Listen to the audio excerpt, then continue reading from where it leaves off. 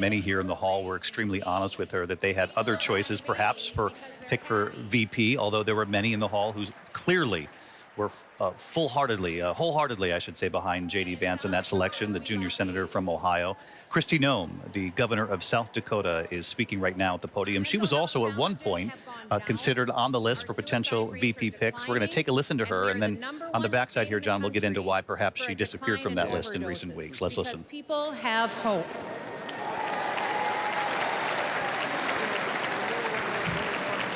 We're growing so fast that we needed more workers to catch up. So we launched the most successful workforce recruitment campaign in the history of South Dakota. And they have come by the thousands to join us and to live with us. Do you guys remember those ads when I was a really lousy plumber and a really terrible electrician? Do you remember those? Well, since we started those ads, we have seen a 78% increase in licensed plumbers in the state of South Dakota. We've seen a 44% increase in electricians in our state. Now, people aren't moving to South Dakota for our beaches or for our beautiful January weather. They are moving to our state for opportunity and for freedom. And all of this happened because our people were bold.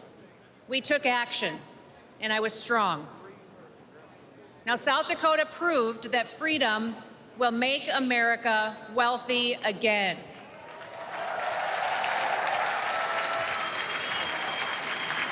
And with President Trump in the White House, with Senator J.D. Vance by his side, we will prove it across America.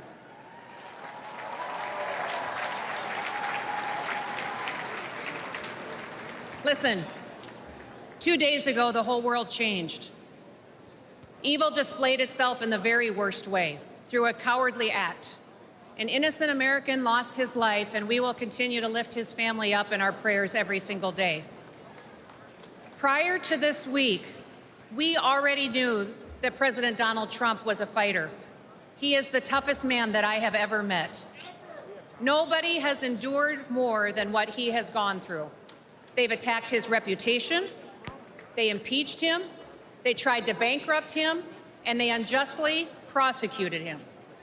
But even in the most perilous moment this week, his instinct was to stand and to fight.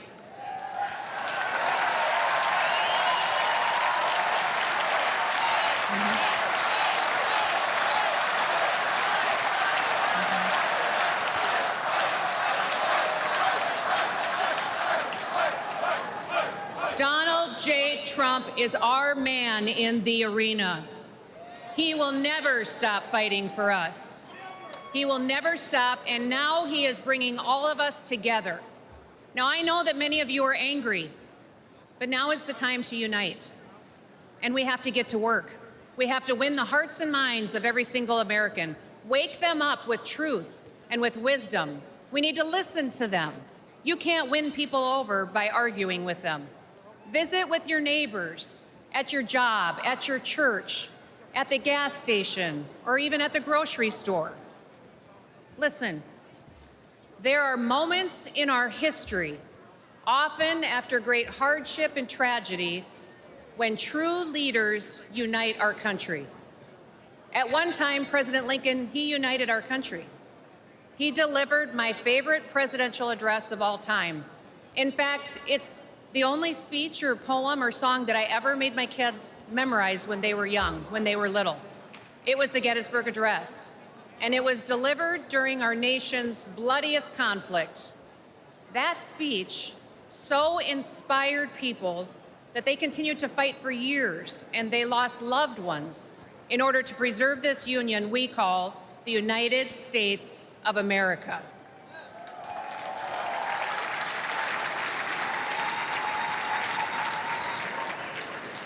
Now, at that time, President Lincoln encouraged us to take increased devotion, that this nation under God shall have a new birth of freedom, and that a government of the people, by the people, and for the people shall not perish from this earth.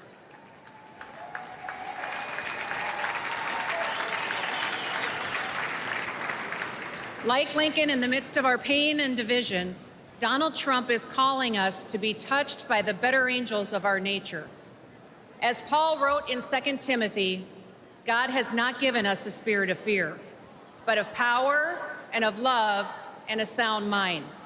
We must not be afraid.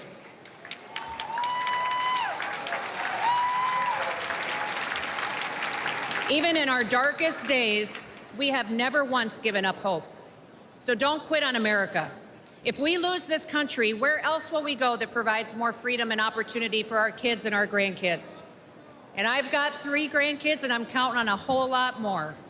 And yes, democracy can be messy, but there is a great, invisible strength to a people's union. We have shown the world that we can endure sacrifice and that we can still unite. We should still aspire to be worthy of this union, America. President Donald J. Trump is the leader we need for such a time as this.